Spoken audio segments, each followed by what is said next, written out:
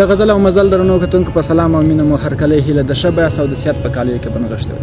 قدرمنو تاسو ته بهتره معلومه ده چې په دې ادبي خپرونه کې موږ له شاعران سره د دوی پر شعر، شاعري او شخصي ژوند خبرې اترې کوو. نن به درته په هلمند ولایت کې د کابل ولایت ترنم بلبل عنایت الله فریاد صاحب پیدا کړی دی. له ده به غزلونه اورو، ترنم به ترې اورو او له تاسو سره به شریکوو. فریاد صاحب زموږ په دې ادبي خپرونه کې درته ډېر زیات ښه راغلاست وایم. سلامونه ټکور صاحب، تاسو ته، ستاسې د پیج ټولو مینوالو ته، دلمل صاحب ته او د راغلو ملګرو ته، خدای وکړي چې دوی روغ جوړ او د صحت په جامو نغښتي. فریاد صاحب دا راته ووایه ژوند څنګه روان دی؟ بس ټکور صاحب ژوند شکر دی، د ژوند سره راضي یو، د الله احسان دی، ښه په خوشحالۍ روان دی. حتمن په ژوند کې ستونزې مشکلات دي، خو د هغو سره مبارزه کول به کار دي. بس شکر دی د ژوند نه راضي یو، ښه روان دی. فریاد صاحب دا راته ووایه چې فریاد صاحب د ترنم تر څنګ غزل شعر هم لیکای څه کوي؟ والله ټکور صاحب زه خو غزل مې لیکئ او لیکم یم، خو داسې زیات وخت نه ورته ورکوم. بعضې وخت شاعري کوو، خالي غزل زه لیکم. ترنم تر مخه خپل یو غزل په ډیپلوما کې راته ووایه، داسې څونه مې چې یاد و هغونه به درته ووایم.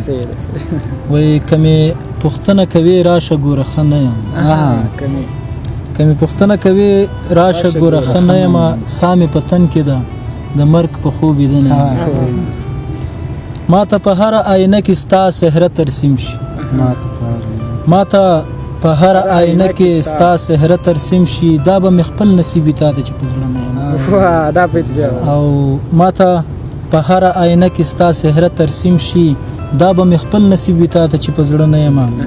زه چې ښه وکړم خپل ښه راته بلا وګرځي، زه چې ښه وکړم خپل ښه راته بلا وګرځي. ای مینتوب اوس خبر په بیلتانه نه یم، او چې ترېنه لاړې جدایي باندې خوشحاله شولې، چې ترېنه لاړې جدایي باندې خوشحاله شولې، فریاد دې هم یاره خبر په بیلتانه نه یم. نو همدونه مو ټکور صاحب زده وم.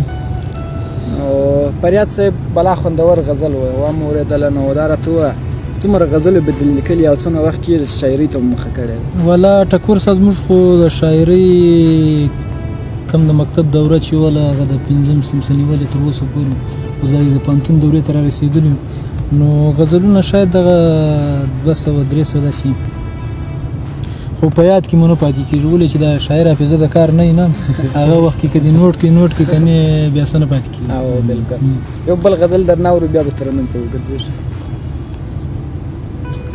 چاته سپرلی چاته خزان نصیب شي، چاته اغزي چاته ګلان نصیب شي، بدبخته څوک مشه ایمان نه لري، بدبخته څوک مشه ایمان نه لري، خوشبخته خلکو ته ایمان نصیب شي.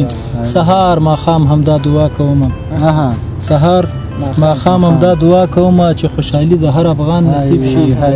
او فریاد په زړه کې یو ارمان لرم، فریاد په زړه کې یو ارمان لرم چې مې وصال د خپل جانان، فریاد په زړه کې یو ارمان لرم چې مې وصال د خپل جانان نصیب شي. نو دا ټکور صاحب هغه د پخواني وختو څخه دی، ډېر خوندور و، بلا خوندور غزلونه مو واورېدله. راځه نو اوس ترنم درنه اورو. یو غزل به درته ترنم کوم، خدای وکړي ستاسې او د مینوالو د خوښۍ وړ وي انشاءالله. ما خو د مسافرۍ ژوند بس هغه کې مو کمپوز کړي، نور مو ویلی نه ده، خو نن به یې درته وایم. ما پند هیلو د تړلې ستا له چا زما، ناهیلی نه یم خپل غم په وګوړه زما. ما پند هیلو د تړلې ستا له چا زما، ناهیلی نه یم خپل غم په وګوړه زما. تا د وصال دروازه خلاصه زما پر مخ نه کړله، تا د وصال دروازه خلاصه زما پر مخ نه کړله.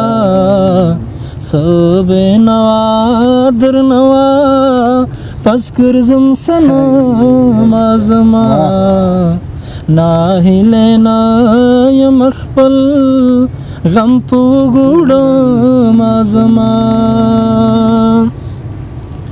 زه د ناکام یم په څېر د ژړاګانو یار یم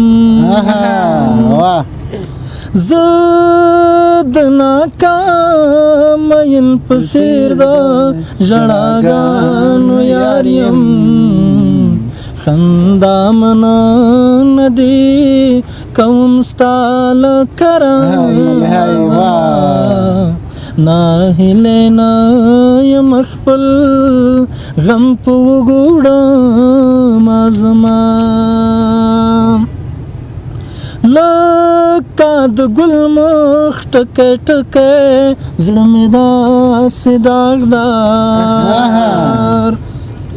لکه د ګل مخ ټکی ټکی زړه مې داسې داغدار د مینې لار کې په زه یو قدم ږدم زما ناهیله نه یم خپل غم په وګړم زما بام را نړیږي د سپین مرو د سپوږمۍ د ښایست بام را نړیږي د سپین مرو د سپوږمۍ د ښایست چې زه الیاس د وریښ منی یار له جنم زما ناهیله نه یم خپل غم په وګړم زما ما پند هیلو دې تړلې ستا له چام زما ناهیله نه یم خپل غم په وګړم زما ډېر خوندور بلا خوندور